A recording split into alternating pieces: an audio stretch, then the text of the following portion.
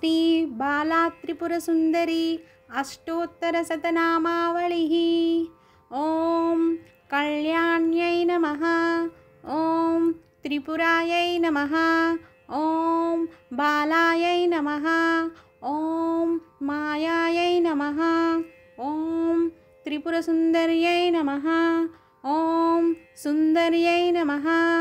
ॐ सौभाग्यवत्यै नमः। ॐ क्लीङ्कार्यै नमः। ॐ सर्वमङ्गलायै नमः। ॐ ह्रीङ्कार्यै नमः। ॐ स्कन्दजनन्यै नमः। ॐ परायै नमः। ॐ पञ्चादशाक्षर्यै नमः। ॐ त्रिलोक्यै नमः। ॐ मोहनायै नमः। ॐ अधीसायै नमः। ॐ सर्वेश्यै नमः। ॐ सर्वरूपिण्यै नमः। ॐ सर्वसंक्षोभिन्यै नमः। ॐ पूर्णायै नमः। ॐ नवमुद्रेश्वर्यै नमः। ॐ शिवायै नमः। ॐ अनङ्गकुसुमायै नमः।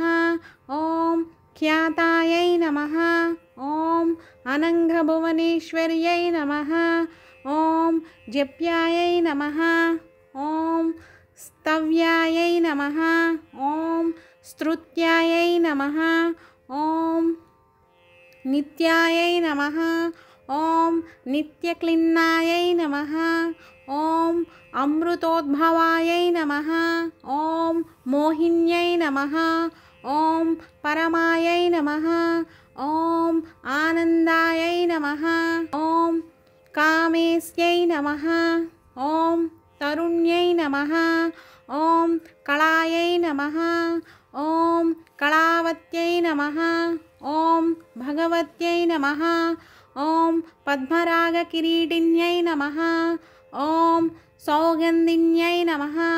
ॐ सरिद्वेण्यै नमः। ॐ मन्त्रिण्यै नमः। ॐ मन्त्ररूपिण्यै नमः। ॐ तत्त्वत्रयै नमः। ॐ तत्त्वमय्यै नमः। ॐ सिद्धायै नमः। ॐ त्रिपुरवासिन्यै नमः। ॐ श्रियायै नमः। ॐ मत्यै नमः। ॐ महादेव्यै नमः। ॐ कौलिन्यै नमः। ॐ परदेवतायै नमः।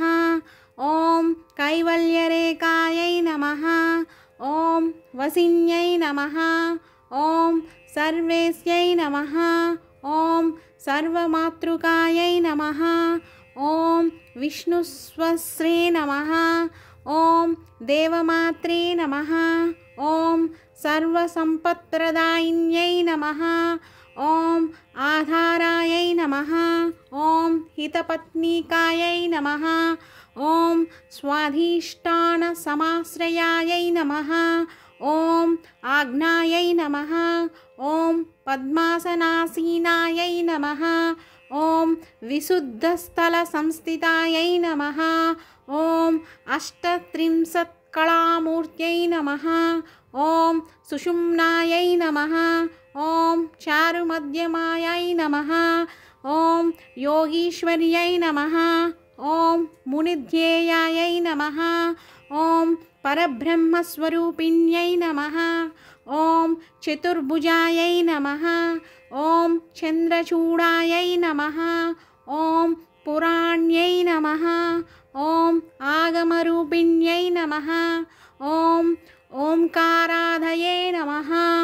ॐ महाविद्यायै नमः। ॐ महाप्रणवरूपिण्यै नमः। ॐ भूतेश्वर्यै नमः। ॐ भूतमय्यै नमः। ॐ पञ्चादशस्वर्णरूपिण्यै नमः। ॐ षोडन्यासमहाभूषायै नमः। ॐ कामाक्ष्यै नमः। ॐ दशमातृकायै नमः। ॐ आधारशक्त्यै नमः।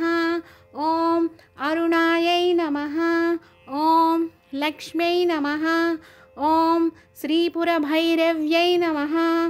ॐ त्रिकोणमध्यनिलयायै नमः। ॐ षट्कोणपुरवासिन्यै नमः।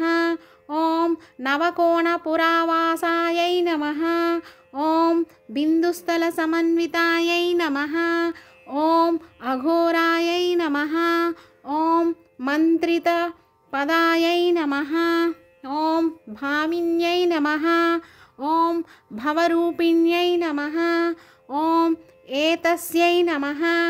ॐ सङ्कर्षिण्यै नमः। ॐ धात्रै नमः। ॐ उमायै नमः। ॐ कात्यायन्यै नमः। ॐ शिवायै नमः। ॐ सुलभायै नमः। ॐ दुर्लभायै नमः। ॐ शास्त्रै नमः। ॐ महाशास्त्रै नमः। ॐ शिखण्डिन्यै नमः। इति श्री बालात्रिपुरसुन्दरी अष्टोत्तरशतनामावळि सम्पूर्णम्।